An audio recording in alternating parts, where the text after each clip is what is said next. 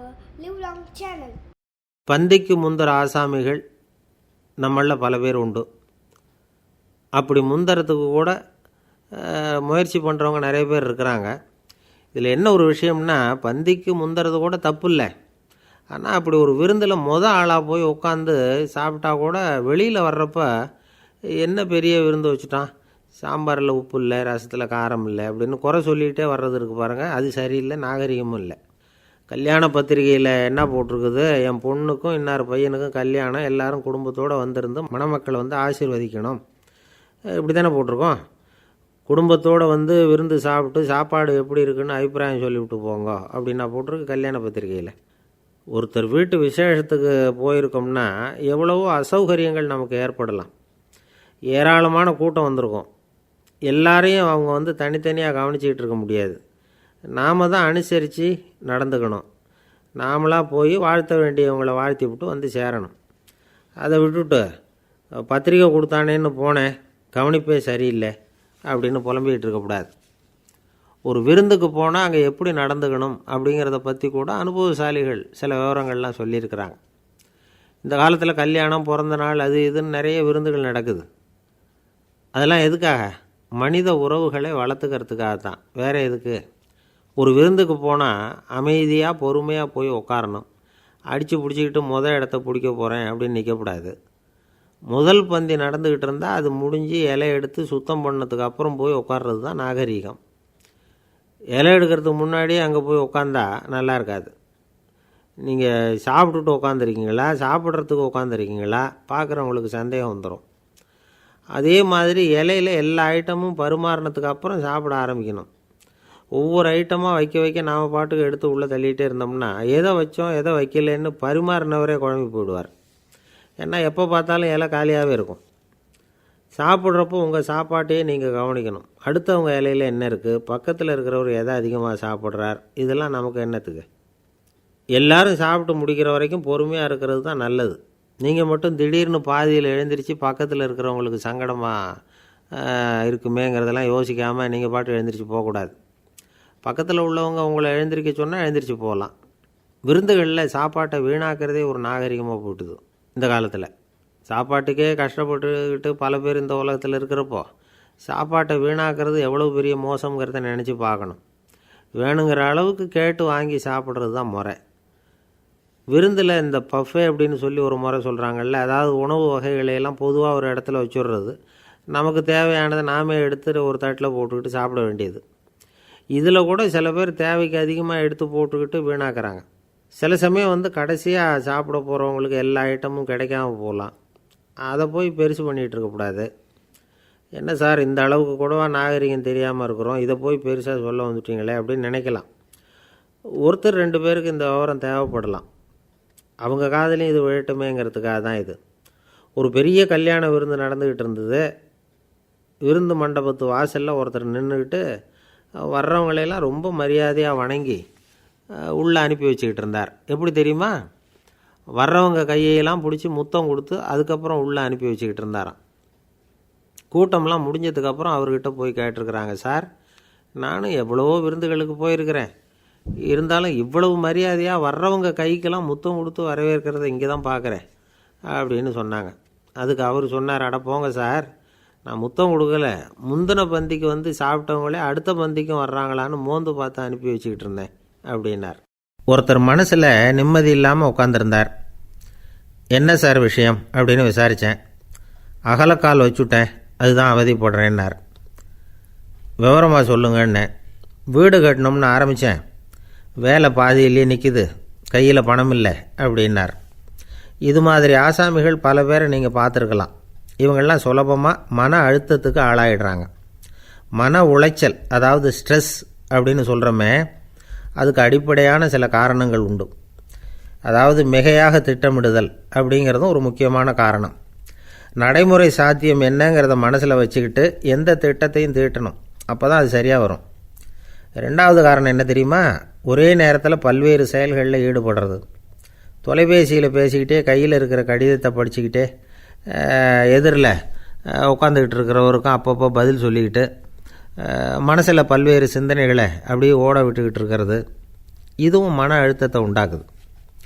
3வது காரணம், எதிலேயும் வெற்றி மட்டும் எதிர்பார்க்குற ஒருதலைப்பட்சமான ஆர்வம். நாம் தொட்டதெல்லாம் வெற்றியாகவே முடியணும் அப்படின்னு எதிர்பார்க்குறவங்க ஏதாவது ஒன்றில் தோல்வியை கண்டால் தோண்டு போயிடுறாங்க. எப்படியும் முடியலாம்ங்கிற எண்ணம் ஏற்கனவே நமக்குள்ளே இருந்துட்டுதுன்னா அந்த அவஸ்தை வராது. அதனால் அதுவும் நம்ம வளர்த்து கொள்ள வேண்டிய ஒரு குணம். மன உளைச்சல் ஏற்படுறதுக்கு இன்னொரு காரணம், எதையும் வேகமாக செஞ்சுடணும் அப்படிங்கிற துடிப்பு. அந்த துடிப்பே மனசை அழுத்த ஆரம்பிச்சிடும். எந்த ஒரு காரியத்திலையும் தாமதமோ இடையூறோ ஏற்பட்டால் அதை பொறுத்துக்கிற மனப்போக்கம் வேணும். அது இல்லாதவங்க அழுத்தத்துக்கு ஆளாயிடுறாங்க. சில பேர் வேலைன்னு எந்த நேரம் பார்த்தாலும் வேலையே கதின்னு கிடப்பாங்க. பொழுதுபோக்குக்கோ உடற்பயிற்சிக்கோ குடும்பத்தில் உள்ளவங்க அல்லது நண்பர்கள் கூட கலந்துரையாடவோ கொஞ்சம் கூட நேரம் ஒதுக்க மாட்டாங்க. இந்த சுபாவம் மன அழுத்தத்தை உண்டு பண்ணும். இதையெல்லாம் புரிஞ்சுக்கிட்டு அதிலிருந்து விடுபடுறது எப்படின்னு யோசிக்கணும். வல்லுநர்கள் இது தொடர்பாக சில யோசனைகளை சொல்லி வச்சுருக்கிறாங்க. அது என்னென்னா, வாழ்க்கைங்கிறது பிரச்சனைகளால் பின்னப்பட்ட ஒன்று. அது எப்போவுமே முடிவடையாத ஒரு தொடர்கதை அப்படிங்கிறத முதல்ல நாம் புரிஞ்சுக்கணும். ஒரே நேரத்தில் ஒரு காரியத்தில் மட்டுமே நாம் கவனம் செலுத்தணும். அடுத்தவங்க காரியத்தில் தலையிடக்கூடாது. எதையும் பேச ஆரம்பிக்கிறதுக்கு முன்னாடி நம்மை நாமே கேட்டுக்க வேண்டிய கேள்வி 2. 1, நான் சொல்ல போகிறது ரொம்ப முக்கியமானதா? 2வது, நான் சொல்கிறத அவங்க கேட்குறதுக்கு ஆசைப்படுறாங்களா? நான் பேசுகிறதுக்கு அது சரியான நேரம் தானா? இதை யோசித்து பார்த்ததுக்கப்புறம் எதையும் பேச ஆரம்பிக்கணும். முடிஞ்ச அளவுக்கு வளைந்து போகிற சுபாவத்தை வளர்த்துக்கணும். நம்ம நேரம் விலை மதிப்பு இல்லாதது. அதை வீணாக்கக்கூடாது. சிரிக்க தெரியலனாலும் பரவாயில்ல, முகத்தில் கொஞ்சம் புன்முறுவலாவது காட்டணும். இதெல்லாம் ரொம்ப முக்கியம். அடுத்தவங்க ஏதாவது செஞ்சால் உடனே நன்றி சொல்ல மறக்கக்கூடாது. தினமும் கொஞ்சம் நேரத்தை தனிமையில் செலவு பண்ணணும். மன உளைச்சலிருந்து விடுபடுறதுக்கு 3 முக்கிய வழிகள் சொல்கிறாங்க. அதை சுருக்கமாக ரெட் அப்படின்னு சொல்கிறாங்க. RED ஆங்கில எழுத்தில். அந்த முதல் எழுத்து R, அது என்னென்னா ரிலாக்ஸேஷன், அதாவது இடை ஓய்வு. 2வது E எக்ஸர்சைஸ், உடற்பயிற்சி. 3வது டயட், திட்டமிட்ட உணவு முறை. அதனால் தியானம், மூச்சு பயிற்சி இதெல்லாம் இந்த இடை ஓய்வுக்கு வழிகள். எந்த வேலையையும் தொடர்ந்து செய்யக்கூடாது. எல்லார்கிட்டையும் கலகலப்பாக பழகணும். மாதத்துக்கு ஒரு நாளாவது குடும்பத்தோடு வெளியில் போயிட்டு வரணும். சுலபமான உடற்பயிற்சிகளை செய்யலாம். உடற்பயிற்சிங்கிறது நமக்காக நாம் செய்கிற ஒரு நீண்டகால முதலீடு அப்படின்னு சொல்லுவாங்க. அதாவது லாங் டேர்ம் இன்வெஸ்ட்மெண்ட்டாக. அளவோடு சாப்பிட்ணும், மெதுவாக சாப்பிட்ணும். இதெல்லாம் கொஞ்சம் மனசில் வச்சுக்கிட்டு நடந்துக்கிட்டால் மகிழ்ச்சியாக வாழலாம். சில பேர் சாப்பாட்டு விஷயத்தில் ரொம்ப அக்கறை எடுத்துக்கிறது உண்டு. ஒரு குண்டு ஆசாமி சாப்பிட உக்காந்தார். முதல்ல ஒரு மாத்திரை சாப்பிட்டார். எதுக்குன்னு கேட்டோம். பசி எடுக்கிறதுக்குன்னார். சாப்பிட்டு முடித்தார். பிறகு மறுபடியும் ஒரு மாத்திரை சாப்பிட்டார். இது எதுக்குன்னு கேட்டோம். சாப்பிட்டது ஜீரணமாகறதுக்கு அப்படின்னார். ஒரு ஆஃபீஸில் வேலை பார்க்குற ஒருத்தர் ஏதோ தப்பு பண்ணிவிட்டார். உடனே மேலதிகாரி அவரை கூப்பிட்டு அனுப்புனார். நீ செஞ்சது தப்புன்னார் கோபமாக. இது ஒரு ரகம். சில அதிகாரிகள் இப்படி நீங்கள் செஞ்சது தப்புன்னு சொல்கிறதில்ல, நீங்கள் செஞ்சது சரி அப்படின்னு சொல்கிறதில்ல. எப்படி சொல்லுவாங்கன்னா, நீங்கள் செஞ்சது சரியில்லைன்னு நான் நினைக்கிறேன் அப்படின்னு சொல்லுவாங்களாம். அதாவது சில பேர் நீங்கள் செஞ்சது தப்புங்கிறாங்க. அதையே மாற்றி சொல்கிறார் இவர், நீங்கள் செஞ்சது சரியில்லைன்னு நினைக்கிறேன். இது ரெண்டும் அர்த்தம் ஒன்று தான், இருந்தாலும் வார்த்தைகள் வித்தியாசம். நிர்வாக திறமை இல்லாத ஒரு அதிகாரி யூ ஆர் ராங் அப்படின்னு சொல்லுவாராம். நிர்வாக திறமை உள்ள அதிகாரியாக இருந்தால் அதையே கொஞ்சம் மாற்றி I think you are not correct அப்படிம்பாரான். இதுதான் வித்தியாசம். இருந்தாலும் வார்த்தைகளை உபயோகப்படுத்துகிற விதத்தை வச்சு தான் வேலை நல்லா நடக்கிறதும் நடக்காததும் இருக்குது. விவரம் தெரிஞ்சவங்க என்ன சொல்கிறாங்க தெரியுமா? Be a leader not a boss அப்படிங்கிறாங்க. ஒரு லீடராக பாஸாக இருக்காதே அப்படிங்கிறாங்க. சரி, அப்படின்னா லீடருக்கும் பாஸுக்கும் வித்தியாசம் உண்டா அப்படின்னு கேட்டால் இருக்குன்னு சொல்கிறாங்க. லீடருங்கிறவர் வேறு, பாஸுங்கிறவர் வேறு. ஒரு லீடர் எப்படி நடந்துக்குவார், ஒரு பாஸ் எப்படி நடந்துக்குவார், இதை முதல்ல நாம் தெரிஞ்சுக்கணும். அவங்க எப்படி நடந்துக்குவாங்க அப்படிங்கிறதுக்கு சில விவரங்கள் இருக்குது. அதை கேட்டோம்னா நாம் புரிஞ்சுக்கலாம் அதை. அதாவது பாஸுங்கிறவர் விரட்டிக்கிட்டே இருப்பார். லீடருங்கிறவர் ஊக்கப்படுத்திக்கிட்டே இருப்பார். நாளைக்கு சாயந்தரத்துக்குள்ளே அந்த வேலையை செஞ்சு முடிக்கலைன்னா தொலைச்சி விடுவோம் தொலைச்சி அப்படிம்பார் அவர். இவர் எப்படி சொல்லுவார்னா, இது வரைக்கும் நீங்கள் செஞ்சுருக்கிற வேலை ரொம்ப அற்புதம் அப்படிம்பார். பாஸுங்கிறவர் அதிகாரத்தை நம்பி செயல்படுறவர், லீடருங்கிறவர் நல்லெண்ணத்தை நம்பி செயல்படுறவர். நம்மக்கிட்ட அதிகாரம் இருக்குது, பவர் இருக்குது, அதனால் காரியத்தை சாதிச்சுடலாம் அப்படின்னு நினைக்கிறவர் அவர். மற்றவங்கக்கிட்ட ஒரு நல்ல அபிப்பிராயத்தை சம்பாதிச்சுக்கிட்டு அது மூலமாக காரியங்களை சாதிக்கிறவர் இவர். பாஸுங்கிறவர் பயத்தை உண்டு பண்ணுவார், லீடருங்கிறவர் அன்பை பரவ செய்வார். அதை செய்யலைன்னா ஆடிட்டில் தகராறாயிடும், இது செய்யலைன்னா இன்க்ரிமெண்ட்டு கட் ஆகிடும், இப்படி ஏதாவது சொல்லி பயமுறுத்திக்கிட்டே இருப்பார் அவர். இவர் அப்படி இல்லை. உடம்பு இப்படி இருக்குது, வீட்டில் எல்லோரும் சௌக்கியமாக இருக்கிறாங்களா, ஆஃபீஸில் எல்லாம் வசதியாக இருக்குதா, நான் ஏதாவது உதவி செய்யணுமா அப்படின்னு அன்புக்கு முக்கியத்துவம் கொடுப்பார். பாஸுங்கிறவர் எதுக்கெடுத்தாலும் நான் சொல்லிகிட்டு இருப்பார், லீடருங்கிறவர் நாமன்னு சொல்லிகிட்டு இருப்பார். பாஸுங்கிறவர் தப்புக்கு காரணம் யாருன்னு பார்ப்பார், லீடருங்கிறவர் தப்பு என்னன்னு பார்ப்பார். இதுதான் ரெண்டு பேருக்கு வித்தியாசம். The boss shows who is wrong, the leader shows what is wrong அப்படின்னு சொல்லுவாங்க. இந்த காரியம் எப்படி செய்யப்பட்டிருக்கு அப்படின்னு தெரிஞ்சுக்கிறவர் பாஸ், இந்த காரியத்தை எப்படி செய்யணும்னு செஞ்சு காட்டுறவர் லீடர். பாஸுங்கிறவர் பணியாளர்களை திட்டுவார், லீடர் மரியாதைக்குரியவராக நடத்துவார், அதுக்குரியவராக அவர் நடந்துக்குவார். செய்கிற வேலையை ஒரு சுமையாக நினைக்க வைக்கிறவர் பாஸ், செய்கிற வேலையை ஒரு சந்தோஷமாக ஆக்கிறவர் லீடர். ஒரு முதலாளியாக இருக்கிறவர் அல்லது ஒரு நிர்வாகியாக இருக்கிறவர் இது மாதிரியான நுணுக்கங்களையெல்லாம் தெரிஞ்சு வச்சுக்கிறது நல்லது. ஒரு பாஸ் இருக்கார், அவர் ஒரு நாள் ரொம்ப பெருமையாக தன்னோட ஆஃபீஸை பற்றி பேசிக்கிட்டு இருந்தார். எனக்கு கீழே 200 பேர் வேலை செய்கிறாங்க சார், நான் ஒரு கோடு கிழிச்சா அவங்க அதை தாண்டாத அளவுக்கு நான் நடந்துக்கிறேன் சார் அப்படின்னார் அவர். அது எப்படி முடியுது உங்களால் அப்படின்னு கேட்டோம். நான் கோடே கிழிக்கிறதில்ல சார் அப்படின்னார். என்னை விட யோக்கியம் இந்த உலகத்தில் வேறு யாரும் இல்லை சார் அப்படின்னார் ஒருத்தர். அவரை விட அயோக்கியன் வேறு யாரும் இருக்க முடியாதுங்கிற முடிவுக்கு கேட்டவங்க வந்துட்டாங்களாம். மனுஷனுக்கு இருக்கிற ஒரு மிகப்பெரிய குறையே தன்கிட்ட இருக்கிற குறை அவனுக்கு தெரியாமல் போகிறது தான். ஆனால் அடுத்தவங்ககிட்ட இருக்கிற குறை இவனுக்கு தெளிவாக தெரிஞ்சிடும். ஒரு ஒட்டகம் ஒரு கொக்கை பார்த்து ஒரு கேள்வி கேட்டு தான், என்ன கேள்வி தெரியுமா, உன் கழுத்து ஏன் இப்படி வளைஞ்சி போயிருக்குது அப்படின்னு கேட்டிருக்கு. இதுக்கு உடம்பே வளைச்சல், இது போய் கொக்கை கிண்டல் பண்ணுது. இன்றைக்கி மனித சுபாவமும் கிட்டத்தட்ட இப்படி தான் இருக்குது. இந்த உலகத்தில் குறையில்லாத மனிதர்கள் யாரும் கிடையாது, நாம் உள்பட அப்படிங்கிறத முதல்ல நாம் நல்லா புரிஞ்சுக்கணும். ஒரு ஊரில் ஒரு விற்பனை நிலையம் இருந்தது. செல்ல பிராணிகளை விற்பனை செய்கிற நிலையம் அது. நாய், கிளி, பூனை இப்படி நிறைய வச்சு விற்பனை பண்ணிகிட்டு இருக்கிறாங்க. நாய்க்குட்டி விற்பனை செய்கிற பகுதியில் ஒரு சிறுவன் நின்றுக்கிட்டு இருந்தான். விற்பனை செய்கிற ஆளுகிட்ட விலை கேட்டுக்கிட்டு இருந்தான். அதோ இருக்குதே அந்த நாய்க்குட்டி என்ன விலை அப்படின்னு கேட்டானா. 1000 ரூபா அப்படின்னாரான். சரி அது வேணாம், இது என்ன விலைன்னு இருக்கான், 500 ரூபா அப்படின்னாரான். இந்த சின்ன பையன் கையில் வச்சுருந்தது வெறும் 50 ரூபா தான். அதனால் இதை விட குறைச்சலாக கிடைக்குமான்னு பார்த்துருக்கான். அந்த கடையில் ஒரு மூலையில் சரியாக கவனிக்கப்படாமல் ஒரு நாய்க்குட்டி படுத்து கிடந்தது, பாவமாக கத்திக்கிட்டு இருந்தது. அதை பார்த்ததுமே இவனுக்கு அது ரொம்ப பிடிச்சி போச்சு.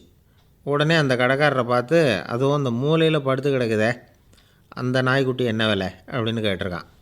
தம்பி, அது ஒரு கால் ஊனம், அதனால் அது உன்னோட குதித்து விளையாடவோ ஓடுறதோ அதால் முடியாத காரியம் அப்படின்ட்டுருக்கார் அவர். அது தெரிஞ்சு தாங்க கேட்குறேன், அதோட விலை என்ன அதை மட்டும் சொல்லுங்களேன் அப்படின்ட்டுருக்கான். தம்பி, இது கால் ஊனம் உள்ள ஒரு நாய், இதை போய் காசு கொடுத்து வாங்கிறதுக்கு யாராவது பிரியப்படுவாங்களா? இதை நான் உனக்கு இலவசமாகவே தர்றேன், எடுத்துகிட்டு போ அப்படின்னாரான்.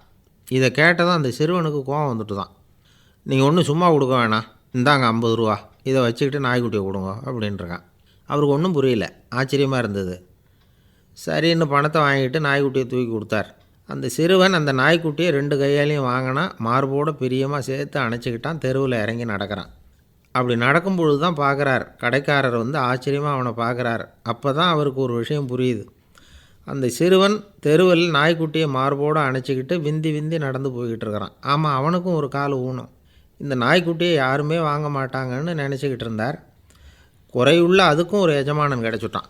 அதனால் ஊனம் ஒரு குறை இல்லை அப்படிங்கிற உண்மையை அந்த கடைக்காரர் புரிஞ்சுக்கிட்டாரான். நம்மால் ஒருத்தர் கொஞ்சம் வயசானவர், எழுந்திரிச்சு சரியாக நடக்க முடியாது, சாய்வு நாற்காலியிலேயே எப்பவும் உட்காந்துருப்பார். அவர் தனக்கு துணையாக ஒரு நாயை பக்கத்தில் வச்சுருந்தார். அதுவும் ரொம்ப வயசான ஒரு நாய், எழுந்திரிக்கவே சிரமப்படும். நடக்கவும் முடியாது. அவர் பக்கத்திலே இதுவும் சோர்ந்து போய் படுத்து கிடக்கும். அந்த பெரியவரை பார்க்க வந்த ஒருத்தர் கேட்டார், ஏங்க, ஒரு சின்ன பையனை உங்களுக்கு துணையாக வச்சுக்கப்படாதா? இந்த நாயை உங்களுக்கு பாதுகாப்பாக வச்சுருக்கிறீங்களே, உங்களுக்கு ஒரு ஆபத்துன்னா இது எப்படி உங்களுக்கு உதவ முடியும் அப்படின்னார்.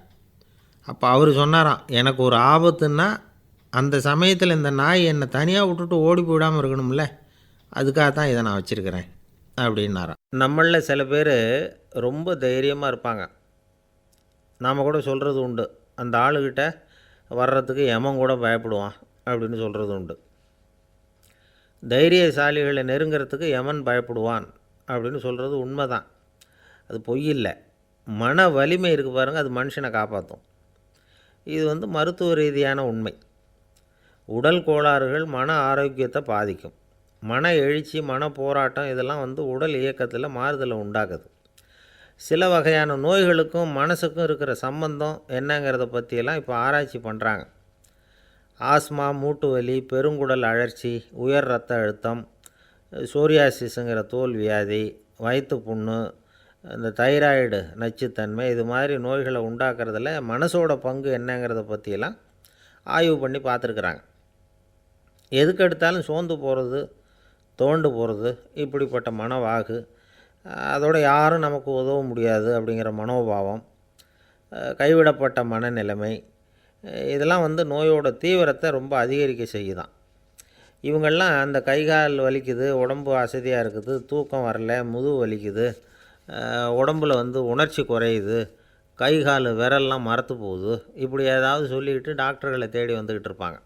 நெஞ்சு வலி யாருக்கு வருது தெரியுமா? பதற்றம், போட்டி மனப்பான்மை, அளவுக்கு அதிகமான வேகம், துடிப்பு, பேராசை, எதுலேயும் கட்டுப்பாடு, நேரம் தவறாமை, அப்புறம் இதெல்லாம் உள்ள மனவாக உள்ளவங்க இருக்கிறாங்கள்ல, அவங்க பெரும்பாலும் நெஞ்சு வலிக்கு ஆளாயிடுறாங்களாம். ஃப்ரீட்மேன் அப்படிங்கிறவர் நிறைய ஆராய்ச்சியெல்லாம் பண்ணி பார்த்துட்டு இதை உறுதிப்படுத்தியிருக்கிறார். அவர் பண்ணின ஆராய்ச்சியில் என்னெல்லாம் தெரிய வந்தது தெரியுமா? பொறுப்பு அதிகம் உள்ளவங்களுக்கு கண்டிப்பாக இரத்த அழுத்தம் வரும், அதிகமாக இருக்குமா. அதே மாதிரி கண்டிப்பாக இருக்கிறாங்கல்ல, அவங்களுக்கும் இரத்த அழுத்தம் அதிகரிக்குமா. இரத்த அழுத்தம் தனக்கு அதிகமாக இருக்குங்கிறத தெரிஞ்சுக்கிட்டவங்க தலைவலி, மயக்கம், இந்த தலை சுத்தல், அசதி, இது மாதிரியான உணர்வுகளை அவங்களுக்கு வந்துடும், அது மாதிரி உணர்வு. ஆனால் உண்மை என்ன தெரியுமா? இதெல்லாம் இரத்த அழுத்தத்தினால இல்லை, இரத்த அழுத்தம் கட்டுப்பாட்டுக்குள்ளே இருந்தால் கூட இவங்க இப்படி நினைக்கிறாங்களாம். இதுக்கு காரணம் மனசு தான் அப்படிங்கிறார் அவர். சில பேர் எப்படி தெரியுமா? ஒருத்தர் மாரடைப்பால் இறந்து போனார் அப்படின்னு கேள்விப்பட்டால் போதும், இறந்து போகிறதுக்கு காரணம் இதயம்தான் அப்படிங்கிற பீதியால், இதய தளர்ச்சி அப்படிங்கிற மனநோயால் பாதிக்கப்படுறார். இவங்கெல்லாம் அடிக்கடி தங்களுடைய இதய பகுதியை தொட்டு பார்த்துக்குவாங்க, நாடியை பிடிச்சி பார்த்துக்குவாங்க, அடிக்கடி மூச்சை உள்ளுக்கு இழுத்து வெளியில் விட்டு வலி வருதா அப்படின்னு பார்த்துக்கிட்டு இருப்பாங்க. வேறு எங்கேயாவது வலிச்சா கூட நெஞ்சை வலிக்குதா அப்படின்னு பார்ப்பாங்க. நெஞ்சு வலிக்குதுன்னு கூட சில பேர் சொல்ல ஆரம்பிச்சிருவாங்க. ஆஸ்மாவுக்கும் மனசுக்கும் சம்பந்தம் உண்டு. தீர்வு காண முடியாத மன போராட்டங்கள் எல்லாத்துக்கும் அடுத்தவங்களையே சார்ந்து இருக்கிற மனநிலை, இதெல்லாம் ஆஸ்மாவினுடைய தீவிரத்தை அதிகப்படுத்திடும். பயம், இது எப்படின்னா என்ன நடக்குமோங்கிற பதற்ற நிலை, அப்புறம் இந்த பயம், இதெல்லாம் சுவாசித்தலை அதிகரிக்க செய்யுது இல்லையா. இதனால் இரத்தத்தின் காரத்தன்மை அதிகமாகி நோயின் தீவிரமும் அதிகமாகுது. மன போராட்டம், மனக்கவலை, மன இறுக்கம், இதெல்லாம் தோல் வியாதியை தூண்டி விடுதான். இது மாதிரி இன்னும் எவ்வளவோ இருக்குது. அதனால் இன்றைக்கி நமக்கு தேவை என்னென்னா மன வலிமை, மலர்ந்த முகம், இது ரெண்டு இருந்துட்டுதுன்னா பலவிதமான நோய்கள் நம்மக்கிட்ட நெருங்கி வராது. டாக்டர், என்ன நெருங்காமல் இருக்கிறதுக்கு நான் ஒரு காரியம் பண்ணுறேன் அப்படின்னார் ஒருத்தர். அவர் என்ன அர்த்தத்தில் சொன்னார்னா, டாக்டர் அவரை நெருங்காமல் இருக்கிறதுக்கு அவர் ஒரு காரியம் பண்ணுறாராம். நண்பர்கிட்ட சொன்னார். நண்பர் கேட்டார், அது என்ன காரியம் பண்ணுற அப்படின்னு கேட்டார். தினம் ஒரு ஆப்பிள் பழம் சாப்பிட்றேன்னார் அவர். ஏன்னா ஆங்கிலத்தில் ஒரு பழமொழி சொல்லுவாங்கள்ல, an apple a day keeps doctor away அப்படிம்பாங்க. ஒரு ஆப்பிள் பழம் சாப்பிட்டா டாக்டர் விலகியே இருப்பார், டாக்டர்கிட்ட போக வேண்டிய அவசியம் இருக்காது அப்படிங்கிறதுக்காக அந்த பழமொழி சொல்கிறது. என்ன, நான் யாருமே நெருங்காமல் இருக்கிறதுக்கு நான் ஒரு காரியம் பண்ணுறேன்னார் இன்னொருத்தர். டாக்டர் நெருங்காமல் இருக்கிறதுக்கு ஆப்பிள் பழம் சாப்பிட்றேன்னார் அவர். என்னை யாருமே நெருங்காமல் இருக்கிறதுக்கு நான் ஒரு காரியம் பண்ணுறேன்னார் இன்னொருத்தர். அது என்னன்னு கேட்டோம். தினம் ஒரு பூண்டு சாப்பிட்றேன்னார். ஏ கார்லிக் எ டே கீப்ஸ் எவ்ரிபடி அவே அப்படின்னு அதுக்கு ஒரு புது விளக்கமும் கொடுத்தார். காசி மாநகரத்தை பிரம்மதத்தன் அப்படிங்கிற ராஜா ஆட்சி பண்ணிட்டு வந்தார். அவர் ஒவ்வொரு வருஷமும் ஒரு திருவிழா நடத்துறது வழக்கம். எல்லா தேசத்திலிருந்தும் எல்லா வகையான ஜனங்களும் அதில் வந்து கலந்துக்குவாங்க. ஒரு சமயம் அது மாதிரி விழா நடந்துக்கிட்டு இருந்தது. வைகுண்டத்திலேருந்து தேவலோகத்திலேருந்து நிறைய தேவகுமாரர்கள்லாம் காசி நகருக்கு அப்போது வந்திருந்தாங்க. அதில் முக்கியமாக ஒரு 4 தேவகுமாரர்கள். அந்த 4 பேரையும் சுற்றி ஏகப்பட்ட கூட்டம். அப்படி என்ன விசேஷம் அவங்கக்கிட்ட அப்படின்னா, மற்றவங்களை விட அவங்க முகம் அழகாக இருந்ததா அப்படி பார்த்தா அப்படியும் இல்லை. அவங்க அணிஞ்சிருந்த மலர் மாலைகள் தான் அதுக்கு காரணமாக. அந்த மலர்கள்லேருந்து அப்படி ஒரு அபூர்வமான நறுமணம். இதுக்கு முன்னாடி இப்படி ஒரு நறுமணத்தை அந்த ஊர் ஜனங்க அனுபவிச்சதே இல்லை. அதுதான் அந்த 4 பேரையும் சுற்றி கூட்டம். எல்லோரும் கேள்வி கேட்க ஆரம்பித்தாங்க. உடனே அந்த 4 தேவகுமாரர்களும் எல்லாருக்கும் தெரியும்படியாக வானத்தில் எழும்பி கொஞ்சம் உயரமாக நின்றுக்கிட்டாங்க. கீழே நின்றுக்கிட்டு இருந்த அரசன்லேருந்து ஆண்டி வரைக்கும் ஒருத்தர் பாக்கி இல்லாமல் ஒரே குரலில் எல்லாரும் அவங்கள பார்த்து, எங்களுக்கும் இது மாதிரி மாலையை போட்டுக்கணும்னு ஆசையாக இருக்குது, அதுக்கு நீங்கள் தான் அருள் பண்ணணும் அப்படின்னு கேட்டுக்கிட்டாங்க. மாலை போட்டுக்கிறதுனா எல்லாருக்கும் ஆசையாக தானே இருக்கும். அந்த 4 தேவகுமாரர்களில் ஒருத்தர் புத்தர் பிரான். அவர் சொன்னார், பூலோகவாசிகளே, நான் சொல்கிறத கொஞ்சம் பொறுமையாக கேளுங்க. கக்காரு அப்படிங்கிற கற்பக விருட்சத்தின் மலர்களால் தொடுக்கப்பட்டது இந்த மாலை. இதுக்கு நிறைய சக்தி உண்டு. எந்த காலமும் இது வாடாது, வாசனையும் குறையாது. ஆனால் இதை அணிந்து கொள்கிறதுக்கு சில தகுதிகள் தேவை அப்படின்னார். என்ன தகுதி அது சொல்லுங்களேன் அப்படின்னு ஏக காலத்தில் எல்லாரும் சத்தம் போட்டாங்க. தீய இயல்புகள் உள்ளவங்க, இழிந்த சிந்தனை, இழிந்த செயல் உள்ளவங்க இந்த மாலையை அணிய முடியாது அப்படின்னார். அவ்வளோதான். கூட்டத்தில் சத்தம் போட்டவங்கள்லாம் மெதுவாக அப்படி அடங்க ஆரம்பிச்சிட்டாங்க. இன்னொரு தேவகுமாரன் சொன்னார், அடுத்தவங்க பொருளை அபகரிக்காதவன், அடுத்தவங்களுக்கு கெடுதல் பண்ணக்கூடிய பொய் பேசாதவன், பேராசையினால் கெட்ட வழியில் பொருள் ஈட்ட நினைக்காதவன் இந்த மாலையை போட்டுக்கலாம் அப்படின்னார். கூட்டத்திலிருந்து யாரும் முன்னுக்கு வரல. ஒரே ஒரு ராஜகுரு மட்டும் கொஞ்சம் முன்னாடி வந்தார். பெரியவர், படித்தவர் அவர். எனக்கு தகுதி இருக்குது அந்த மாலையை போட்டுக்கிறதுக்கு அப்படின்னார். வேறு ஒன்றும் இல்லை, பொய் சொல்லியாவது அந்த மாலையை வாங்கிக்குவோமே அப்படின்னு முடிவு பண்ணிட்டார் அவர். அவ்வளோதான், மாலையை வாங்கிட்டார். அடுத்த தேவகுமாரன் பேசினார். யாருக்கு திடமான அறிவும் மனமும் இருக்குதோ, யாருக்கு நல்ல காரியங்களில் அசையாத ஈடுபாடு இருக்குதோ, நல்ல அரிய பொருள்களை தனியாக தான் மட்டும் அனுபவிக்க விரும்பாதவர் யாரோ அவர் முன்னாடி வந்து இந்த மாலையை வாங்கிக்கலாம் அப்படின்னார். அந்த தகுதியும் எனக்கு இருக்குன்னார் ராஜகுரு. மாலையை வாங்கி போட்டுக்கிட்டார். இன்னொரு ராஜகுமாரன் பேச ஆரம்பித்தார். அறநெறியில் செல்வம் சேர்க்கணும், ஆடம்பர பொருள்களுக்கு அடிமையாகக்கூடாது, வெற்றி அடைஞ்சாலும் கர்வம் வரக்கூடாது, அப்படிப்பட்டவங்க இந்த மாலையை போட்டுக்கலாம்னார். துணிஞ்சு பொய் சொல்லி அதையும் வாங்கி கழுத்தில் போட்டுக்கிட்டார் இந்த ராஜகுரு.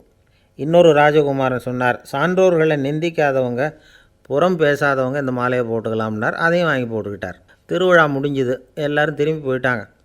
மறுநாள் ராஜகுரு 4 மாலைகளையும் போட்டுக்கிட்டு ராஜசபைக்கு வரார். வந்தவர் ரொம்ப அவஸ்தையோடு வர்றார். மாலையெல்லாம் வாடி போயிட்டுது, வாசனை எதுவும் கிடையாது. அது மட்டும் இல்லை, அவருக்கு கடுமையான தலைவலி வேறு வந்துட்டுது. துடிச்சு போயிட்டார். மாலையை கழட்டவும் முடியல. ஜனங்கள்லாம் அவரை பார்த்து சிரிக்க ஆரம்பிச்சிட்டாங்க. என்னத்துக்கு ஆசைப்படணும், ஏன் இப்படி கஷ்டப்படணும் அப்படின்னு. ராஜா பார்த்தார். மறுபடியும் விழாவுக்கு ஏற்பாடு பண்ணினார். தேவகுமாரர்கள்லாம் வந்தாங்க. ராஜகுரு வந்தார். மக்கள் முன்னிலையில் அவங்க காலில் விழுந்தார், மன்னிப்பு கேட்டுக்கிட்டார். இந்த மாலையை போட்டுக்கிற தகுதி எனக்கு இல்லை. தகுதி இல்லாத ஒருத்தன் தகாத தகுதியை பொய் மூலம் பெறணும்னு ஆசைப்படுறாங்களே, அவங்களுக்கெல்லாம் என்னுடைய தண்டனை ஒரு எச்சரிக்கையாக இருக்கட்டும்னார். அதுக்கப்புறம் தேவகுமாரர்கள் அவர் கழுத்தில் இருக்கிற மாலையை கழட்டினாங்களாம். அந்த மாலைகளும் பழையபடி மனம் கொடுக்க ஆரம்பிச்சுட்டு தான். இதிலேருந்து நாம் தெரிஞ்சுக்க வேண்டியது என்னென்னா, நமக்கு தகுதி இல்லாத ஒரு கௌரவம் நம்மக்கிட்ட தானாக வந்தால் கூட அதை தவிர்த்து விடுறது தான் நல்லது. அதுதான் புத்திசாலித்தனம். ஒருத்தர் வந்தார். சார், எங்கள் இலக்கிய மன்ற விழாவுக்கு நீங்கள் தலைமை தாங்கணும்னார். உடனே இவர் சொன்னார், பேச்சாளர், சார், இலக்கியத்தை பற்றி பேசுகிற தகுதி எனக்கு இல்லையே அப்படின்னார்.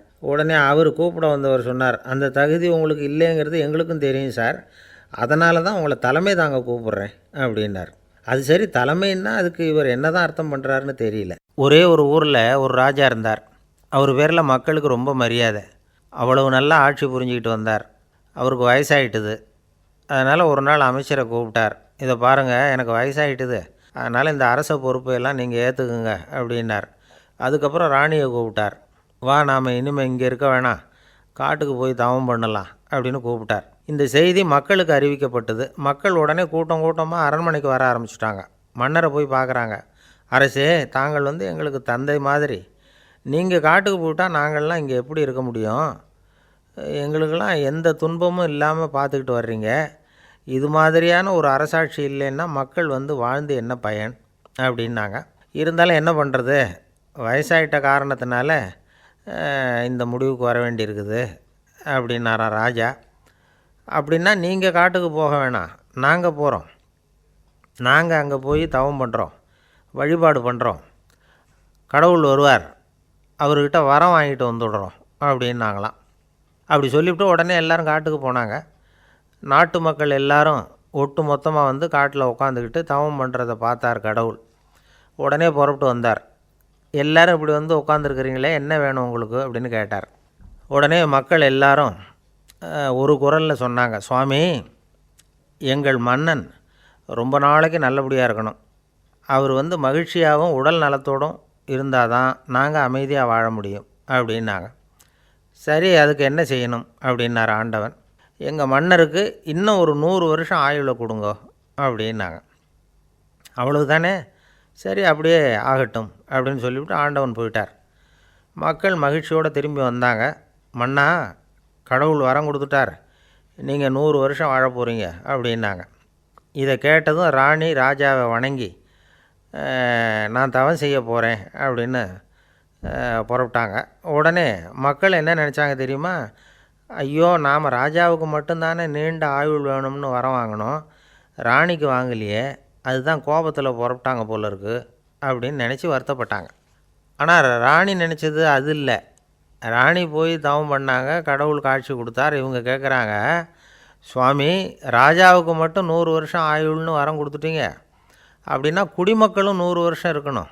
இப்படிப்பட்ட குடிமக்கள் இல்லைன்னா அப்படிப்பட்ட அரசன் இருந்து என்ன பிரயோஜனம் அப்படின்னாங்களாம். ஆண்டவன் பார்த்தார். சரி, அவங்களும் 100 வருஷம் வாழ்வாங்க, அது மட்டும் இல்லை, நீயும் 100 ஆண்டு காலம் வாழ வரமளிக்கிறேன் அப்படின்னு சொல்லிவிட்டு மறைஞ்சிட்டார். இதில் ஆண்டவன் வர்றதும் மறையிறதும் முக்கியம் இல்லை.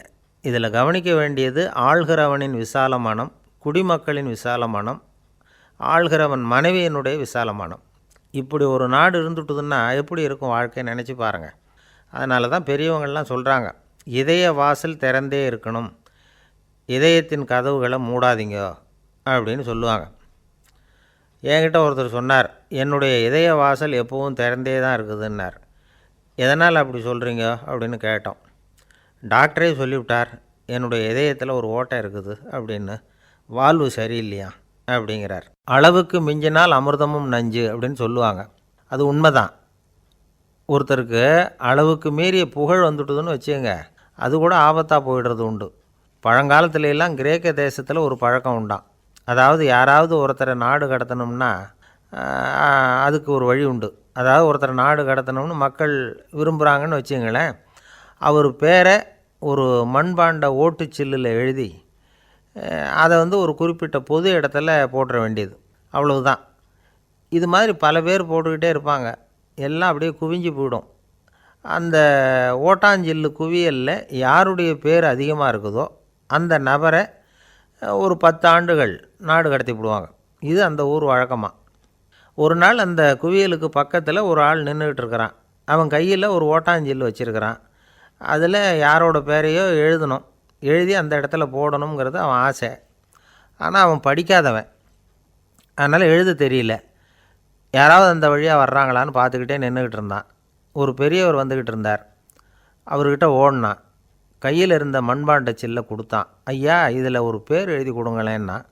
அந்த பெரியவர் அதை வாங்கி கையில் வச்சுக்கிட்டு, என்ன பேர் எழுதணும் சொல்லு அப்படின்னா. இவன் சொன்னான், அரிஸ்டைடிஸ் அப்படின்னு எழுதுங்க அப்படின்னா. இதை கேட்டதும் அந்த பெரியவருக்கு அதிர்ச்சி.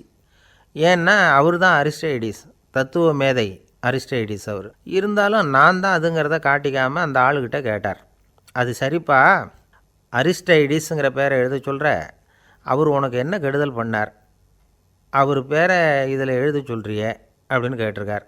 அதுக்கு இவன் சொன்னானா, அவர் எனக்கு எந்த கெடுதலும் பண்ணலை, அவரை நான் பார்த்தது கூட இல்லை அப்படின்ட்டுருக்கான். அப்புறம் எதுக்காக அவரை நாடு கடத்தணும்னு நீ ஆசைப்படுற அப்படின்னு கேட்டிருக்கார்.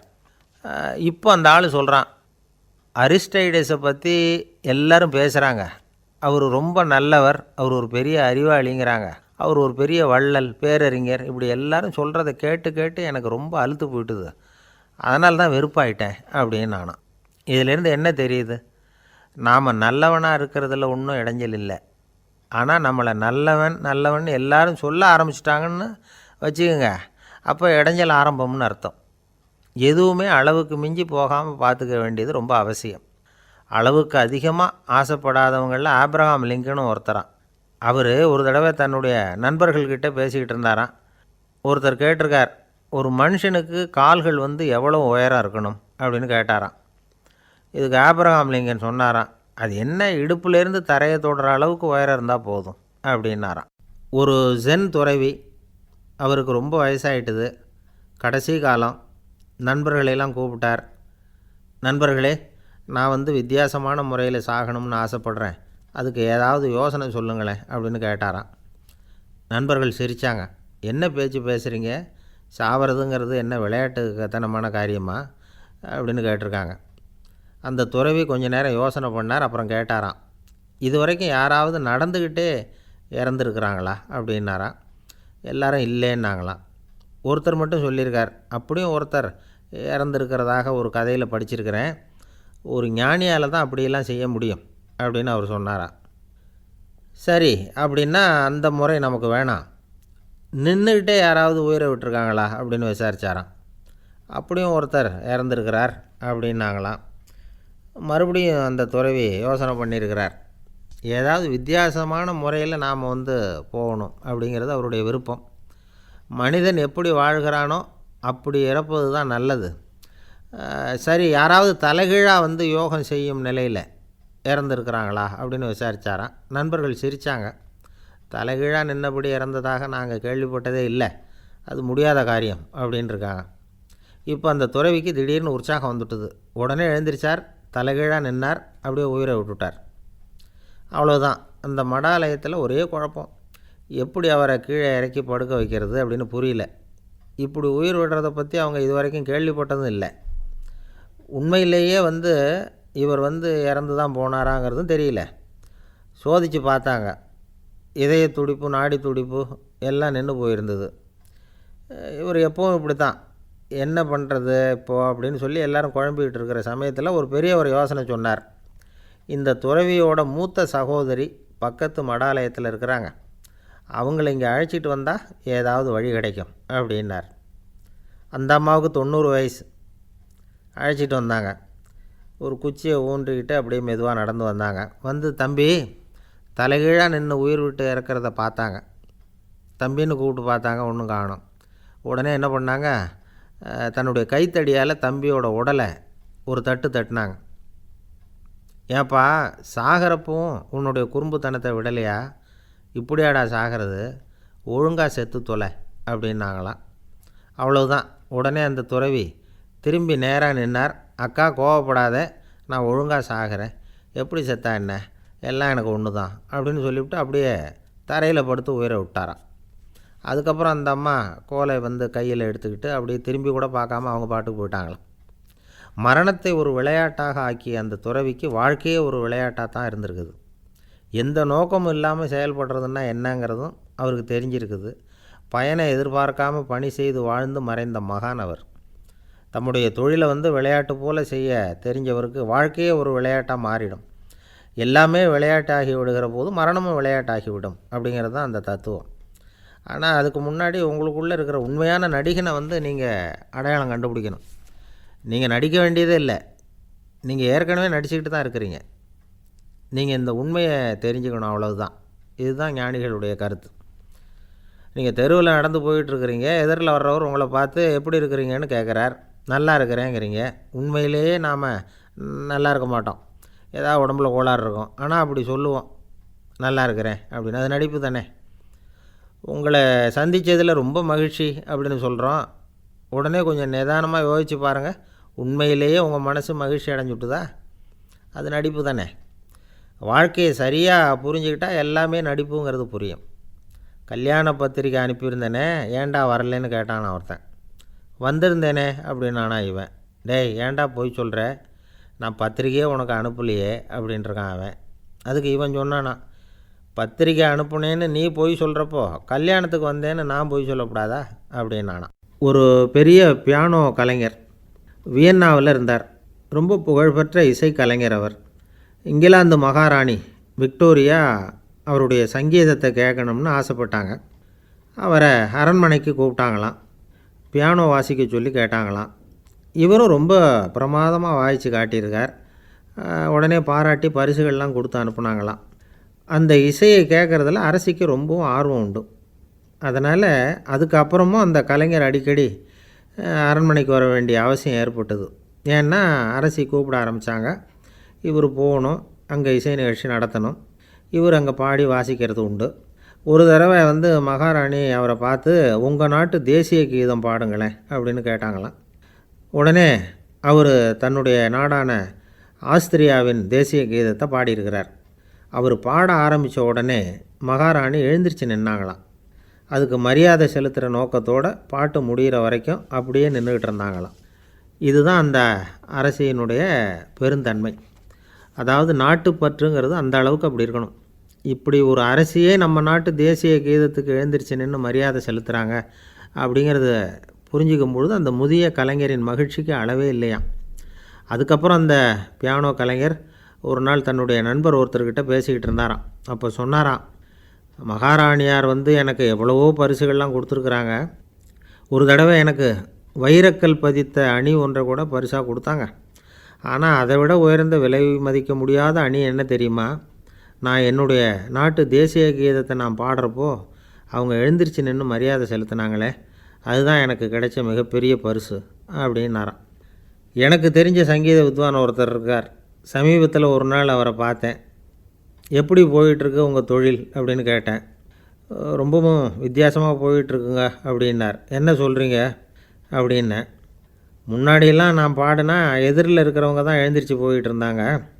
இப்போ எப்படின்னா நான் பாட ஆரம்பிச்சுட்டா உடனே பக்கவாத்தியக்காரனே எழுந்திரிச்சு போயிடுறான் அப்படின்னார் ரொம்ப வேதனையோட.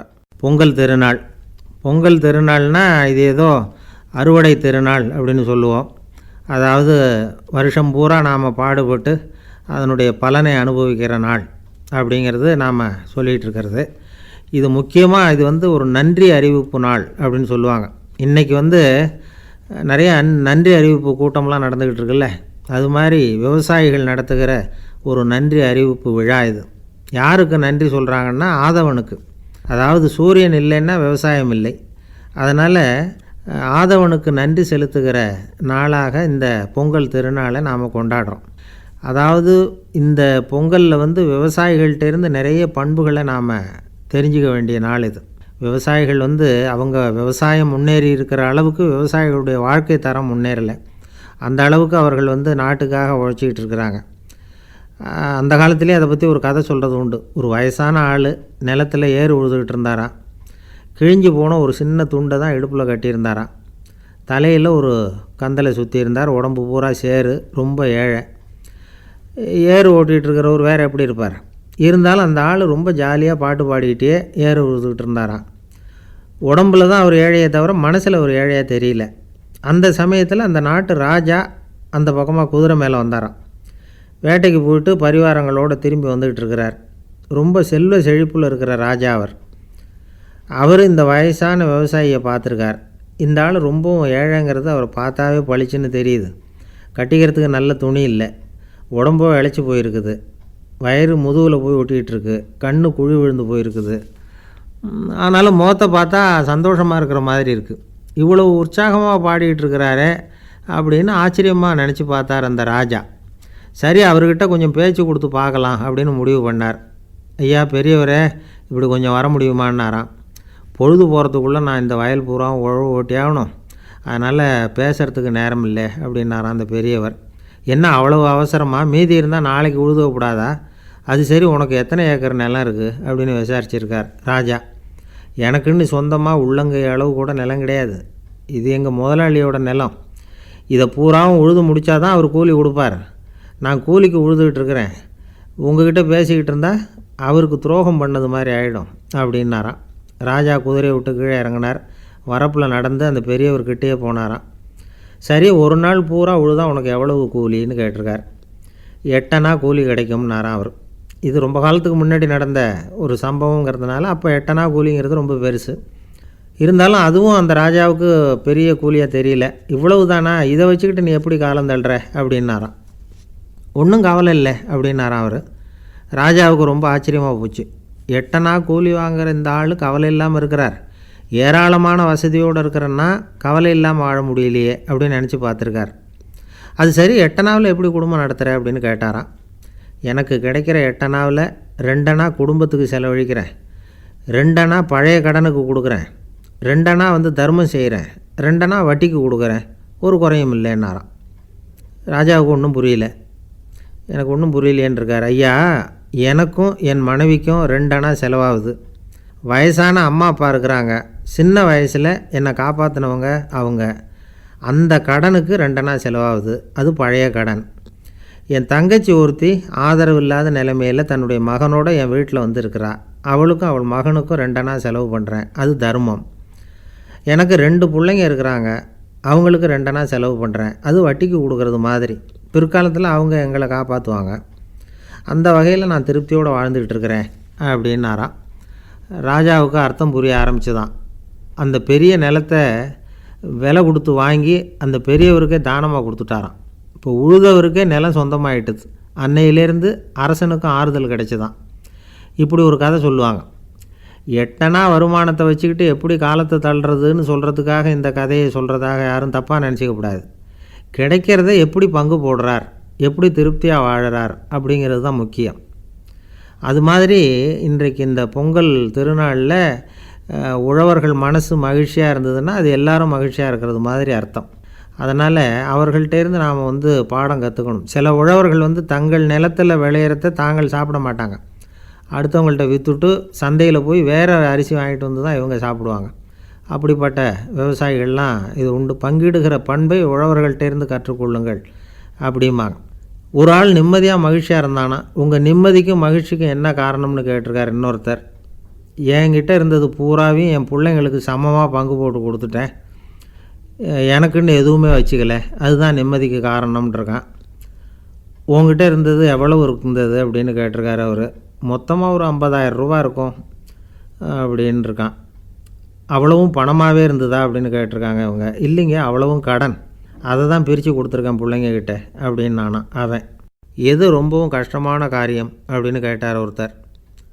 ஒருத்தருக்கு ஒருத்தர் சண்டை போடாமல் இருக்கிறது தான் ரொம்ப கஷ்டமான காரியம் அப்படின்னு தோணுது. ஒரு நாட்டுக்கும் இன்னொரு நாட்டுக்கும் சண்டை, நாட்டுக்குள்ளேயே ஒரு குரூப்புக்கும் இன்னொரு குரூப்புக்கும் சண்டை. ஏன் சண்டை போட்டுக்கிறீங்கன்னு கேட்டு பாருங்கள். நாங்கள் சமாதானத்துக்காக தான் சண்டை போட்டுக்கிறோம் அப்படிம்பாங்க.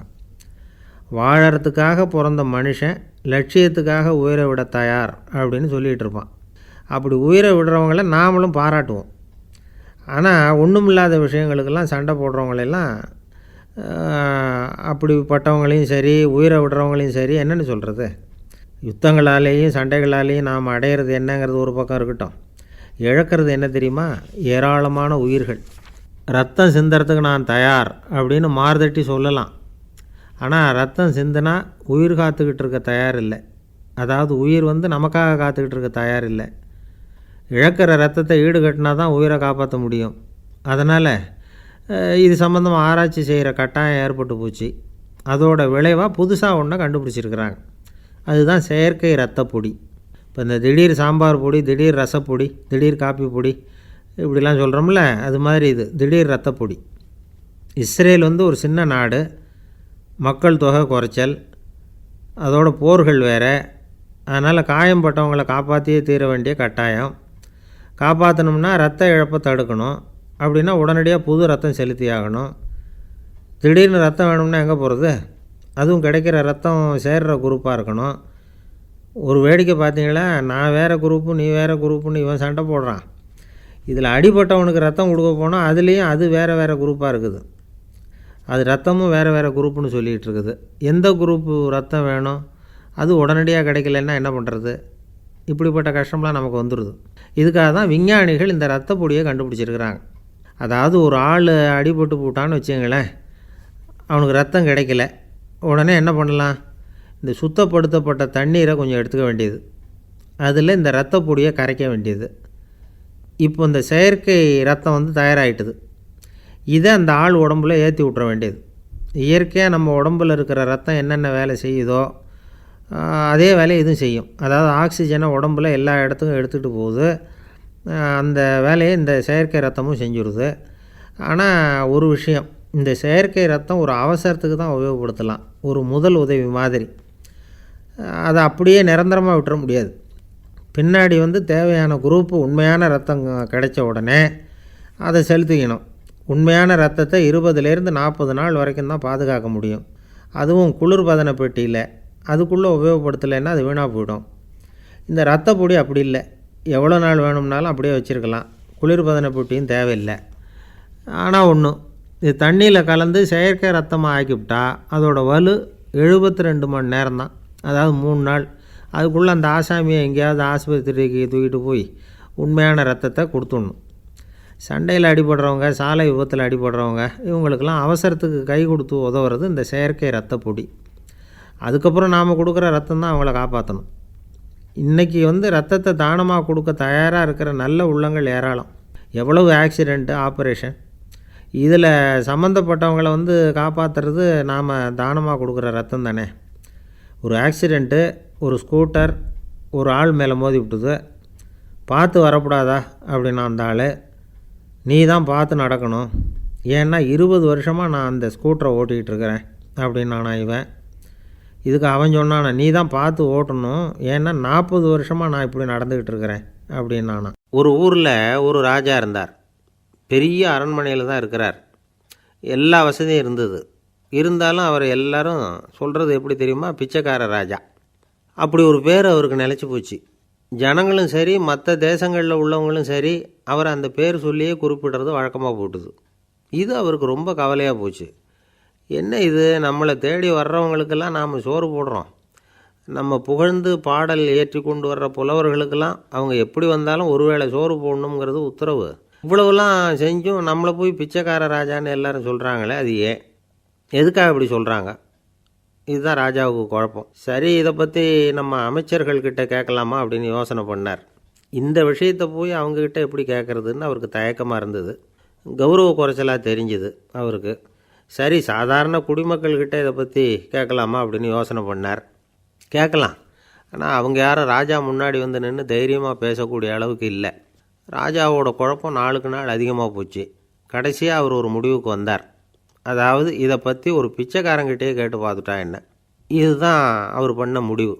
உடனே மாறு வேஷம் போட்டுக்கிட்டு நகர்வலம் போனார். ஒரு பிச்சைக்காரனை கண்டுபிடிச்சார். இதை பாருப்பா, நம்ம ராஜாவை எல்லாரும் பிச்சைக்கார ராஜான்னே சொல்கிறாங்களே, அதுக்கு என்ன காரணமாக இருக்கும் அப்படின்னு கேட்டார். அதுக்கு அவன் சொல்கிறான், இதுக்கான பதிலை இன்னும் ஒரு 30 நாளில் சொல்கிறேன் அப்படின்னா. உடனே இவருக்கு சந்தோஷம். உண்மையை அவங்ககிட்ட சொன்னார். நான் வேறு யாரும் இல்லை, நான் தான் இந்த நாட்டு ராஜா. இப்போ நீ என் கூடவே வந்துடும், அரண்மனையிலேயே தங்கிக்கோ, 30 நாள் கழித்து எனக்கு பதில் சொல்லிவிட்டு அதுக்கப்புறமா நீ போகலாம் அப்படின்னு சொல்லி அழைச்சிட்டு வந்துட்டார். அரண்மனையில் ஒரு மூலையில் அவன் தங்கிறதுக்கு இடம் கொடுத்தார். தினம் 2 வேளையும் இவனுக்கு சோறு போடுங்க அப்படின்னு உத்தரவு போட்டார். ராஜா கொடுத்த இடத்துல போய் உக்காந்துக்கிட்டான் அந்த பிச்சைக்காரன். தினமும் அந்த அரண்மனையில் நடக்கிறதையெல்லாம் கவனிச்சிக்கிட்டு வந்தான். வேளைக்கு சாப்பாடு வரும், சாப்பிட்டுக்கிட்டு இருக்கான். இப்படி 30 நாள் முடிஞ்சுது. ராஜா வந்தார். என்ன, என்னோட கேள்விக்கு பதில் என்னன்னு கண்டுபிடிச்சிட்டியான்னார். கண்டுபிடிச்சிட்டேன்னா. என்ன எல்லாரும் பிச்சைக்கார ராஜான்னு சொல்கிறாங்களே, அது நியாயமாக படுதா உனக்குன்னு கேட்டார். நியாயமாக தான் படுது, சந்தேகம் இல்லாமல் நீங்கள் பிச்சைக்கார ராஜா தான். என்ன தான் நீங்கள் வசதியோடவும் படைபலத்தோடவும் இருந்தால் கூட நீங்கள் வந்து எங்கள் வர்க்கத்தை சேர்ந்த ஆசாமி தான் அப்படின்னு அடித்து சொல்லிவிட்டான் அந்த ஆள். ஏனால் அப்படி சொல்கிறேன்னு கேட்டார் இவர். அரசே, ஒரு உண்மையை கண்டுபிடிச்சி சொல்கிறதா நான் உங்ககிட்ட சொன்னேன்.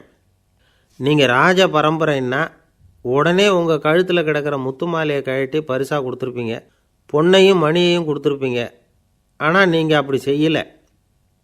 என்னை ஒரு மூலையில் உட்கார வச்சு 2 வேளை சோறு போட சொன்னீங்க. உங்களை தேடி யார் வந்தாலும், யார் வந்து பாராட்டி பேசினாலும் அல்லது பிரச்சனைகளை சொன்னாலும் நீங்கள் செய்கிற ஒரே காரியம் சோறு போடுறது தான். பிச்சைக்காரனுக்கு சோறு மட்டும்தான் உலகம். உங்கள் விஷயத்திலையும் நீங்கள் அப்படி தான் நினைக்கிறதாக தெரியுது. நல்லா கவனிங்க. எந்த ஒரு பிரச்சனைக்கும் சோறு தான் முடிவுன்னு நினைக்கிறீங்க பாருங்கள். நீங்கள் சந்தேகமில்லாத எங்களை சேர்ந்த ஆள் தான் அப்படின்னு விட்டான் அந்த பிச்சைக்காரன். அதுக்கப்புறம் தான் அந்த ராஜா தன்னுடைய தவறுகளையெல்லாம் திருத்திக்கிட்டாராம். பசின்னு வர்றவங்களுக்கு சோறு தான் போடணும், அது தப்பு இல்லை. பாராட்ட வர்றவங்களுக்கெல்லாம் சோத்தையே போட்டு அனுப்புனா இப்படி தான் பேர் வரும். எனக்கு தெரிஞ்ச ஒருத்தர் தினமும் யாராவது ஒருத்தரை தன் வீட்டுக்கு அழைச்சிட்டு போவார், சாப்பாடு போட்டு அனுப்புவார். முன்னறிவிப்பு இல்லாமல் திடீர்னு ஒரு விருந்தாளியோடு வீட்டில் போய் இவர் நிற்கிறது வழக்கம். அந்த அம்மாவும் இவருக்காக தயார் பண்ணி வச்சுருந்ததை இவர் அழைச்சிட்டு வந்திருக்கிற விருந்தாளிக்கு போட்டுருவாங்க.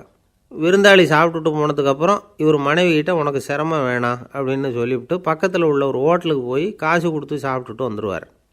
பல நாள் இப்படி நடக்கும். ஒரு நாள் அவரை தனியாக கூப்பிட்டுக்கிட்டு போய் ஏன் இப்படி பண்ணுறீங்கன்னு கேட்டோம். அதுக்கு அவர் சொல்கிறாரு, எங்கள் வீட்டு சாப்பாட்டிலேருந்து தப்பிக்கிறதுக்கு எனக்கு வேறு வழி எதுவும் தெரியல சார், அதனால தான் இப்படி பண்ணிகிட்ருக்கிறேன் அப்படின்னார் ரொம்ப பரிதாபமாக. ஒருத்தன் எப்படி நடந்துக்கிறாங்கிறத வச்சு தான் அந்த ஆள் எப்படிங்கிறத நாம் முடிவு பண்ணுறோம். ஆளுமைன்னு சொல்கிறோம்ல, அதுக்கு வந்து சூழ்நிலைகளை ஆளுகின்ற தன்மை அப்படின்னு விளக்கம் கொடுக்குறார் ஒரு உளவியல் நிபுணர். சரி, ஒரு மனிதனுடைய ஆளுமையை உருவாக்குகிற விஷயங்கள் என்னென்ன? பிறப்பு, வளர்க்கப்பட்ட விதம், படிப்பு, நண்பர்கள், சமுதாயம், இப்படி நிறைய உண்டு. ஆளுமையின் அடிப்படையில் சில மனநோய்கள் உண்டாகுது. அதெல்லாம் என்னென்னங்கிறத தெரிஞ்சு வச்சுக்கிட்டோம்னா நம்ம கூட இருக்கிறவங்கள அடையாளம் கண்டுபிடிக்கிறதுக்கு அது ரொம்ப உபயோகமாக இருக்கும். ஃப்ரெனாய்டு ஆளுமை அப்படின்னு ஒன்று. இந்த கோளாறு உள்ளவங்க எப்படி இருப்பாங்க தெரியுமா? அதிக உணர்ச்சி, சந்தேகம், பொறாமை இதெல்லாம் அதிகமாக இருக்கும். வளைஞ்சு கொடுக்க மாட்டாங்க. அடுத்தவங்களோட இணக்கமான உறவு இருக்காது. அவங்க செய்கிற தப்புக்கெல்லாம் அடுத்தவங்களை வந்து குறை சொல்லிகிட்டு இருப்பாங்க. இது ஒரு ரகம். அடுத்தது வந்து ஸ்கிசாய்டு ஆளுமை அப்படின்னு சொல்கிறாங்க. இந்த கோளாறு உள்ளவங்க அடுத்தவங்களோட பழக கூச்சப்படுவாங்க. சின்ன வயசுலேயே இது ஆரம்பமாயிடுது. பகல் கனவுலேயே சஞ்சரிப்பாங்க. அவங்களுடைய விரோதம், கோபம் இதை கூட வெளியில் காட்டிக்க முடியாமல் இருப்பாங்க. இவங்களுக்கு அகமுகம், பிரச்சனைகள்லேருந்து ஒதுங்கி எதுலேயும் ஈடுபாடு இல்லாதவங்களாக இருப்பாங்க. இப்படி ஒரு ரகம். அடுத்தது சைக்ளோதமிக் ஆளுமை அப்படின்னு சொல்கிறாங்க. அது என்னென்னா, உணர்ச்சிகளில் ஏற்றத்தாழ்வு அதிகமாக இருக்குமா. சில சமயம் பார்த்தா மகிழ்ச்சியாக இருப்பாங்க, சில சமயம் சோகமாக உட்காந்துருப்பாங்க. அவங்க மனநிலைக்கு தகுந்த மாதிரி சமூக நிகழ்ச்சிகளில் பங்கெடுத்துக்குவாங்க. இன்னொரு வகை என்னென்னா எண்ணப்பீடிகை ஆளுமை அப்படின்னு பேர் வச்சுருக்கிறாங்க. அதுக்கு இவங்களுக்கெல்லாம் கரெக்டாக இருக்கணும், எல்லாம் சட்டத்திட்டம் எதுலேயும் ஒரு ஒழுங்குமுறை, இப்படி எதிர்பார்க்குற மனோபாவம். இவங்க எதிர்பார்ப்புக்கும் வரன்முறைக்கும் மற்றவங்க கட்டுப்படணும்னு நினைப்பாங்க. இந்த நிலைமை நீடித்தா என்ன ஆகும் தெரியுமா? அலைக்கழிக்கிற எண்ணங்கள் திரும்ப திரும்ப ஒரே செயலை செய்ய தூண்டுற மன தளர்ச்சிக்கு ஆளாயிடுறாங்க. அடுத்தது ஹிஸ்டீரியா ஆளுமை. சின்ன விஷயத்தையெல்லாம் பெருசுப்படுத்தி நாடகமாக்குற நடிகர்கள் இவங்க. உணர்ச்சி அதிகம் உள்ளவங்க. இவங்க மன எழுச்சியில் பக்குவமின்மை, குழந்தைத்தனம், முதிர்ச்சியின்மை எல்லாம் இருக்கும். தன்னலம் மிக்க குணம், பிறர் வந்து தன்னை மட்டுமே கவனிக்கணும்னு நினச்சி செயல்படுறது, இதெல்லாம் இவங்க அடையாளம். அடுத்த ரகம் எப்படின்னா வளர்ச்சியற்ற ஆளுமைன்னு சொல்கிறாங்க. அடுத்தவங்களோட இணங்கி போக முடியாதவங்க, அறிவு, மன எழுச்சி, சமூக உறவு இதில் எல்லாம் போதுமான வளர்ச்சியையும் நிறைவையும் பெற முடியாதவங்க. இவங்களால் வாழ்க்கையில் முன்னேற முடியாது. பிச்சைக்காரங்க, குற்றவாளிகள், இவங்ககிட்டெல்லாம் இது மாதிரியான ஆளுமை அதிகமாக இருக்குமா. அடுத்தது என்னென்னா சோறு உடைய ஆளுமை. எதுலேயும் உற்சாகம் இல்லாமல் சோர்ந்து போயிருப்பாங்க. அதுக்கெல்லாம் நமக்கு வலிமை இல்லைப்பா அப்படின்னு சொல்லிகிட்டு இருப்பாங்க. சின்ன விஷயங்களுக்கெல்லாம் அதிர்ச்சி அடையிறது, வாழ்வின் சுவையை வந்து அனுபவிக்க முடியாதவங்க. இன்னொரு ரகம், இது வந்து கொதித்தெழும் ஆளுமைங்கிறாங்க. எதுக்கு எடுத்தாலும் ஆத்திரம், குரோதம், வன் செயல் இதிலெல்லாம் ஈடுபாடு, இப்படி உள்ளவங்க. நத்தை வகை ஆளுமை அப்படின்னு ஒன்று. அடுத்தவங்க மேலே விரோதம் இருக்கும், அடிக்கணுங்கிற எண்ணம் இருக்கும். ஆனால் அதை அப்படியே வெளியில் காட்டாமல் அதே சமயம் அமைதியான முறையில் வெறுப்பை வெளிக்காட்டுற ரகம். இவங்கெல்லாம் பேசாமல் கம்முன்னு இருந்துக்கிட்டே நினச்சதை நிறைவேற்றிக்கிடுவாங்க. முன்ஜாக்கிரதை ஆளுமை அப்படின்னு ஒரு ரகமாக. பாதுகாப்பின்மை, சந்தேகம், முழுமையின்மை, அறவேக்காட்டுத்தனம் இந்த மனப்போக்கு அதிகமாக இருக்கிறதுனால அகம்பாவம், புடிவாதம், எச்சரிக்கை எல்லாம் அளவுக்கு மீறி இருக்கும். இது வரைக்கும் நாம் பேசிக்கிட்டு இருந்த ஆளுமை பண்புகள் வந்து அளவுக்கு அதிகமாக போயிட்டுதுன்னா ஆளுமை கோளாறுகள் ஏற்படும். அதன் அடிப்படையில் மனவியாதிகள் வருமா. அதனால் இணக்கமான எல்லாரும் விரும்புகிற இயல்பான ஆளுமையை பெறுவதற்கு நாம் முயற்சி செய்யணும் அப்படிங்கிறது மனோதத்துவ நிபுணர்களுடைய ஆலோசனை. ஒருத்தர் ஒரு மனோதத்துவ டாக்டரை தேடிட்டு வந்தாராம். டாக்டர், எனக்கு மனசில் ஏதோ வியாதி, ஆளுமை கோளாறு, அதாவது எனக்கு சீக்கிரமாக செத்து போனால் தேவையில்லைன்னு தோணுது அப்படின்னாராம். உடனே அந்த டாக்டர், சரி அப்படின்னா இங்கேயே இருங்க, நான் வைத்தியம் பார்க்குறேன் அப்படின்னாராம். ஆஃபீஸு முடிஞ்சு வீட்டுக்கு போகிற சமயத்தில் ஒருத்தர் கடைக்கு போய் ஸ்வீட் வாங்கினார். சரி, வீட்டுக்கு பிள்ளைங்களுக்கு தான் வாங்கிட்டு போகிறார் அப்படின்னு மற்றவங்க நினச்சாங்க. அவர் அப்படி செய்யலை. அந்த இடத்துலையே பொட்டலத்தை பிரித்தார். திருட மாதிரி அப்படியே சுற்றி ஒரு தரம் பார்த்துக்கிட்டார்.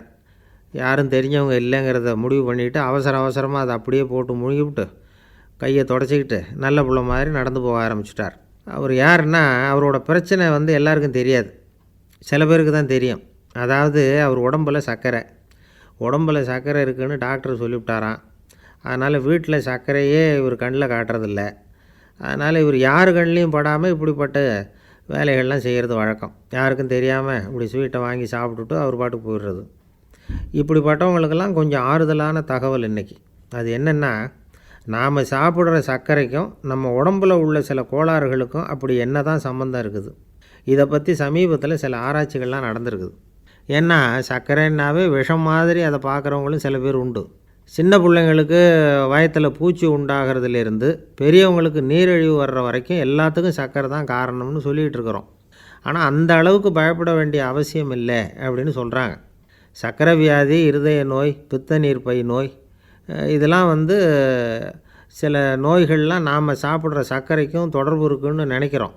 ஆனால் அப்படி சம்பந்தம் உண்டுங்கிறதுக்கு போதுமான அளவுக்கு ஆதாரம் இல்லை அப்படிங்கிறாங்க ஆராய்ச்சியாளர்கள். ஒரே ஒரு சம்பந்தம் தான் உறுதியாக இருக்குதான். அதுவும் இந்த பல் சிதைவு அப்படின்னு இருக்கு இல்லையா, அந்த சர்க்கரை சாப்பிட்றதுக்கும் இந்த பல் சிதைவுக்கும் சம்பந்தம் இருக்குது அப்படிங்கிறத மட்டும் உறுதியாக சொல்கிறாங்க. சர்க்கரைன்னா நாம் சாப்பிட்ற ஜீனி மட்டும் இல்லை, பழம், காய்கறி, பால், தேன், இது எல்லாத்துலேயும் அது இருக்குது. கேரட்டு கொடுக்குற சத்தில் 88% சர்க்கரை, ஆப்பிள் கொடுக்குற சக்தியில் 95% சர்க்கரை. இது ஜீனி சர்க்கரை, இது ஆப்பிள் சர்க்கரை அப்படிங்கிற வித்தியாசம்லாம் உடம்புக்கு கிடையாது. ரெண்டுமே உடனடியாக சக்தி கொடுக்குது. ஒரு ஸ்பூன் சர்க்கரையில் 16 கலோரி தான் சத்து இருக்குது. அதிகமாக சர்க்கரை சாப்பிட்டா நீரிழிவு வந்துருங்கிறது தப்பான ஒரு அபிப்பிராயம். டயபெட்டிஸுங்கிறது ஒரு மெட்டபாலிக் டிஸார்டர், அவ்வளவுதான். அதாவது நாம் சாப்பிட்ற சர்க்கரையை நம்ம உடம்பு திறமையாக உபயோகப்படுத்திக்க முடியல அப்படின்னு அர்த்தம். அதனால தான் அதிகமாக இனிப்பு வேணாம்னு சொல்கிறோம். ஏற்கனவே உடம்பால் முடியாத ஒன்றை மறுபடியும் அது தலையில் சுமத்தி அதிகமாக வேலை வாங்க வேணாமே அப்படிங்கிறதுக்காக தான். ஆகாரத்தில் அதிகமாக சர்க்கரை இருந்தால் அதனால் உடனே சர்க்கரை வியாதி வந்துடும்ங்கிறதுக்கு விஞ்ஞான ரீதியாக போதுமான ஆதாரம் இல்லை. அதனால் எப்போவாவது அதிகமாக ஸ்வீட்டு சாப்பிட்டுட்டா, ஐயோ அதிகமாக சாப்பிட்டோமோ, என்ன பண்ண போகுது தெரியலையே அப்படின்னு நினச்சி மனசை போட்டு குழப்பிக்க வேண்டியதில்லை. பொதுவாக எதுவுமே அதிகமாக வேண்டாம், எல்லாம் சீராக இருந்தால் போதும். நீரிழிவுங்கிறது புதுசாக வந்துட்ட ஒரு நோய் இல்லை, ரொம்ப காலமாகவே இருக்கிற ஒன்று தான். நம்ம முன்னோர்கள் இதை மதுமேகம் அப்படின்னு சொல்லுவாங்க. அதை கட்டுப்படுத்துறதுக்கு அவங்களே சில வழிமுறையை சொல்லி வச்சுருக்கிறாங்க. அது என்னென்னா வேறு ஒன்றும் இல்லை, இந்த பாவக்காய், முள்ளங்கி, அருகம்புல், அவ்வளவுதான். வெள்ளை முள்ளங்கி இருக்குல்ல, அதை வாரத்துக்கு 3 நாள் சாப்பிட்டுக்கிட்டு வாங்க. நூலுக்கோல் ரொம்ப நல்லது. இல்லைன்னா முள்ளங்கி சாறு 1 ounce சாப்பிட்டுட்டு வரலாம். ரத்தத்தில் சேர்கிற சர்க்கரை அளவை இதெல்லாம் கட்டுப்படுத்துது. சிறுநீரில் காணப்படுகிற சர்க்கரை அளவையும் சமநிலைப்படுத்துது. தினமும் ஆகாரத்தில் கோதுமை, கேழ்வரகு, வெந்தயம், கருவேப்பிலை, சோயாபீன்ஸ் எது கிடைக்குதோ சேர்த்துக்கலாம். இப்படிலாம் செஞ்சுக்கிட்டு வந்தால் அப்புறம் வீட்டுக்கு தெரியாமல் கடையில் போய் நின்றுக்கிட்டு ஸ்வீட் வாங்கி திருட்டுத்தனமாக சாப்பிட வேண்டிய அவசியமே உங்களுக்கு வராது. 2 ஆசாமிகள் கடற்கரையில் உட்காந்து சாவகாசமாக பேசிக்கிட்டு இருந்தாங்களாம். ஒருத்தர் சொன்னார், இன்னொருத்தருக்கு தெரியாமல் ஸ்வீட்டு சாப்பிட்றதே எப்பவும் இடைஞ்சல் தான் சார். நேற்றுக்கு பாருங்கள், அப்படி தான் சாப்பிட்டுக்கிட்டு இருந்தேன், வீட்டுக்காரி கண்ணில் போட்டுவிட்டுதோ, அதுக்கப்புறம் ஒரே ரகலையாக போச்சு அப்படின்னாராம். எனக்கு கூட அப்படி தான் சார் ஆகிட்டுது, ஒரே ரகலை அப்படின்னாராம் இன்னொருத்தர். நீங்கள் சாப்பிட்டதும் உங்கள் வீட்டுக்காரங்க கண்ணில் போட்டுவிட்டுதா சார் அப்படின்னு கேட்டிருக்கார் இவர். அதுக்கு அவர் சொன்னாராம், அப்படி இல்லை சார், கடைக்காரர் கண்ணில் போட்டுவிட்டுதோ, நான் அவருக்கு தெரியாமல் அந்த ஸ்வீட்டை அவர் கடையிலேருந்து எடுத்திருந்தேன் அப்படின்னு விளக்கம் கொடுத்தாராம் இந்த ஆள். உங்களுக்கு இந்த வீடியோ பிடிச்சிருந்துச்சுன்னா லைக் பண்ணுங்கள், சப்ஸ்கிரைப் பண்ணுங்கள், உங்கள் ஃப்ரெண்ட்ஸ்க்குலாம் ஷேர் பண்ணுங்கள்.